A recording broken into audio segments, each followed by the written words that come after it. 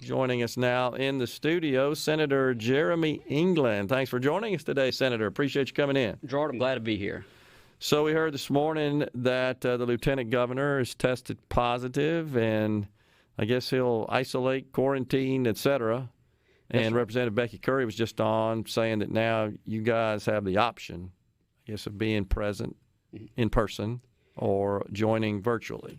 That's right. Well, they do things a little different on the other side. We're there, and we're kind of spread out a little bit more. They've got 122 over there in their chamber. But yeah, I heard from the Lieutenant Governor this morning.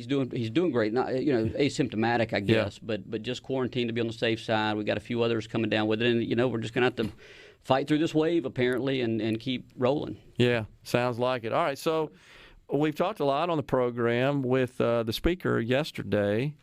And, of course, the governor, the lieutenant governor have been on with Paul as well, discussing their priorities for the session now that we're rolling into it. What are your thoughts? What's kind of on your plate? What are you prioritizing? Yeah, well, so, the big three, obviously, is the medical marijuana, ARPA funds, and the state income tax. That's what we're hearing about regularly. And I'll tell you my concern, Gerard, despite this Omicron wave we're in, I'm hopeful we're getting towards the end of this COVID situation. I mean, I hope we get to that point. And the reason I say that is, it was a crisis for a while. My first year in the Senate was 2020. We got into it, and government tends to swell when that happens, when we get into a crisis. And I'm ready to get to the point where we start shrinking that back up again. And these ARPA funds, we're going to get through this round, and we've got to be very careful how we do that to make sure we one-time money can be very dangerous when it comes from the government, and I want to make sure that we divvy that out. Yeah. Right. So we're on a run rate, check the LBO site, latest reports through November. Mm-hmm. So it appears we're on a run rate once again to produce a $1 billion surplus. Right. Based on the latest report from the Legislative Budget Office. We generated about that much for the fiscal year that ended June 30th, 2021. Right. So, yeah, you can get somewhat euphoric about that and go crazy, but we can't do that because, as you indicated, this is one time kind of an anomaly because of so much money that was pumped in to our economy from the federal government, which is no longer the case. That's gone. Right. Although they are talking about more going to private businesses. I read a report about that this morning on a bipartisan discussions going on to pump more money, more relief to the private sector, which I would completely oppose at this point. That's right. But it is dangerous certainly to, I guess, make law that assumes that is going to be persistent and constant in terms of generating surpluses along at that level, which is incredible when you think about it. When you got a $5.5 billion budget and you generate a surplus of about 20% of that general fund budget, of that figure, that's likely not to stay consistent going forward. So we got to be careful. That's right. With respect to that. But, yeah, you got a big task in front of you to dole out this big chunk of money. We do. Coming up. Yeah, we do. And, I use the coast as an example because after Hurricane Katrina, we had an influx of one-time FEMA money that came in.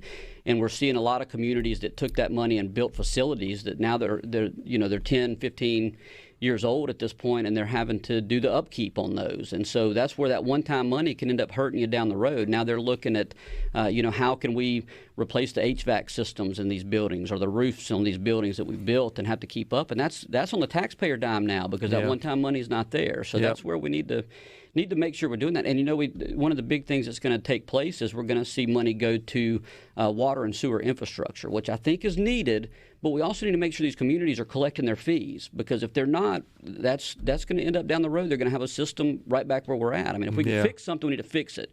To me, that's what fiscal conservatism is all about, Gerard. We need to be smart with this money. Yeah, no doubt about it. And the lieutenant governor's been clear about that. That he favors making investments that are long-term in nature and not short-term Band-Aids and things that really don't have lasting value. He's been pretty clear about that, and I think there's consensus amongst all the statewide leaders, the speaker and the governor, I've seen made similar comments along those lines. But big task for sure.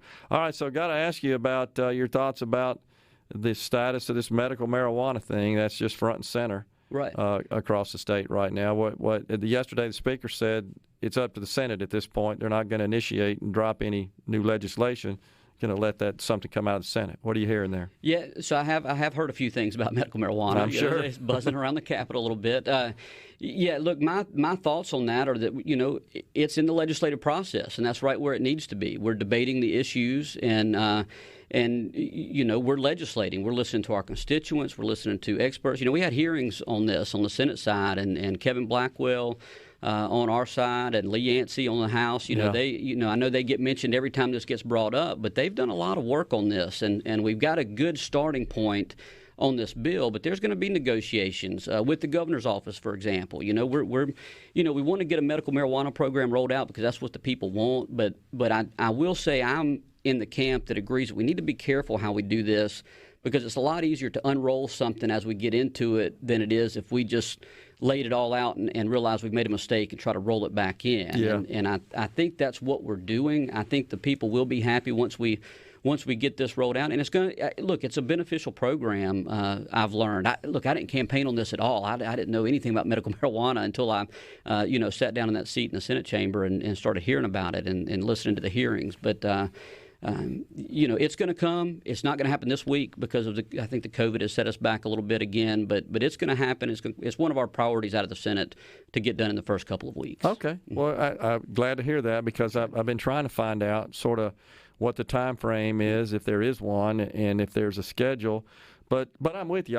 I support the concept. I support that if someone can have pain have pain alleviated from medical marijuana, then they have the right, in my view, to use it to do so. I don't want to see anybody be denied something that could soothe their pain. That just seems almost inhumane, in my opinion. But I think it's the nuance and the details of how such a program is administered and all the provisions, and I would argue that's why we don't have something now, because we can't seem to get yet a consensus on that. That's right, and it's building.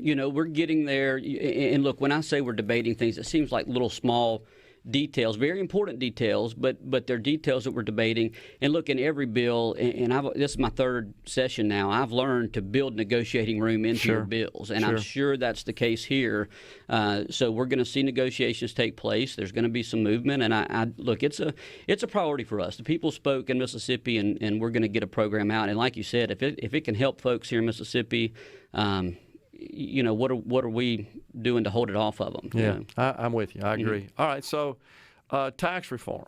So you know the story there. The Speaker considers that his highest priority, and a bill was passed in the last session that did not get passed or taken up in the Senate. But Senator Harkins did organize hearings, along with the Speaker, and so there were members of both houses present. It was over a couple of days, I think in September or some time frame, early fall.